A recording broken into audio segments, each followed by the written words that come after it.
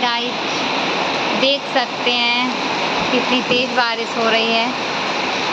मैं अब भी हाल अपनी बेटी को स्कूल से लेके आई हूँ और मैं घर नहीं आ पाई और बहुत तेज़ बारिश होने लगी। देखिए भर गया यहाँ पे।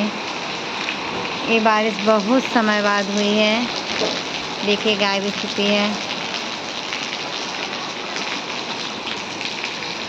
बहुत गैप हो गया है, पहले हो चुकी बारिश, फिर 10-15 दिन का गैप हो गया, फिर आज हुई है अच्छी तेज़ बारिश।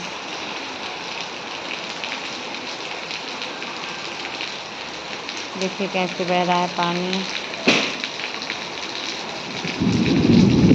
तेज़ बारिश से को बादल भी गरज रहा है। देखें ऊपर के पाइप से पानी गिर रहा है। काय को फोड़ रही देश ना